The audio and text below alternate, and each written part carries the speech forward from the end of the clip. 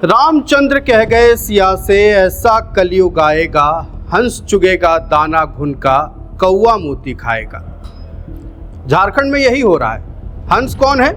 तो हंस वो जेएसएससी के अभ्यर्थी हैं जो ज्यादा नंबर लाकर कोर्ट का चक्कर लगा रहे हैं। तो सवाल है कि कौवा कौन है? कौवा जेएसएससी के वो अभ्यर्थी हैं जो कि कम नंबर लाकर भी सरकारी कुर्सी गर्म कर रहे हैं।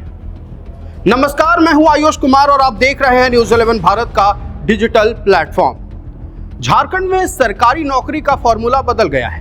पहले नौकरी दीजिए, फिर कट ऑफ बताइए, और अगर किसी ने सवाल पूछ लिया तो कह दीजिए मामला तो कोर्ट में है। सुनने में थोड़ा अजीब जरूर लग रहा होगा, लेकिन जेएसएससी की एक नियुक्ति प्रक्रिया को लेकर उठ रहे सवाल कुछ ऐसे ही हैं।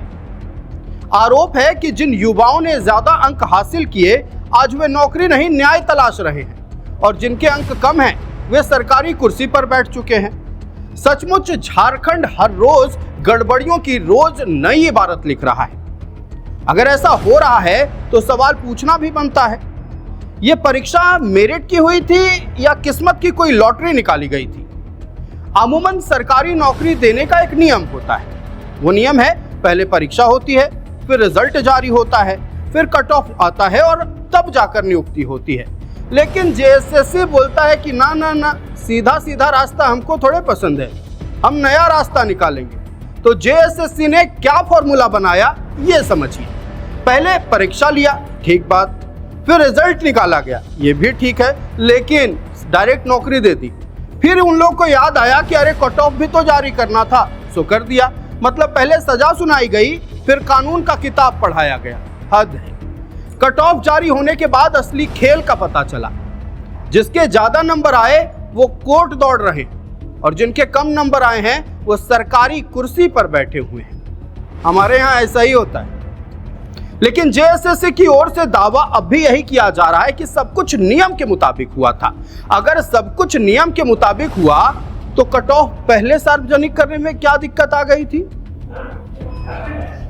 क्या पारदर्शिता भी अब नियुक्ति के बाद ज्वाइनिंग लेटर का इंतजार करती है? अब आते हैं हम सबसे बड़े सवाल पर। ऐसे कई उदाहरण दिए गए हैं जहां दावा किया गया है कि कुछ अभ्यर्थियों के अंक चयनित उम्मीदवारों से ज्यादा थे, लेकिन नौकरी उन्हें नहीं मिली है।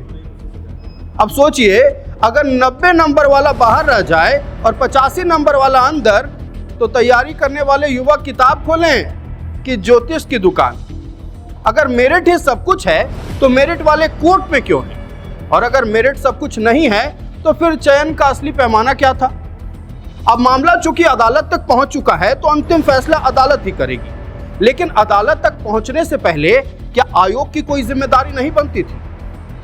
क्या युवाओं को यह जानने का अधिकार नहीं है कि उनका चयन क्यों नहीं हुआ? कट ऑफ कैसे तय हुई? और अगर सब कुछ निष्पक्ष था तो इतने सारे अभ्यर्थी अदालत की चौखट तक क्यों पहुंच गए?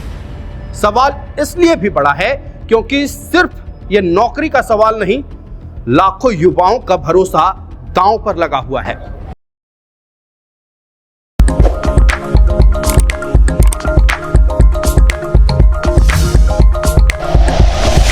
Like and share videos, subscribe करें हमारा चैनल और प्रेस करें बेल आइकॉन। न्यूज़ 11 भारत, सच है तो दिखेगा।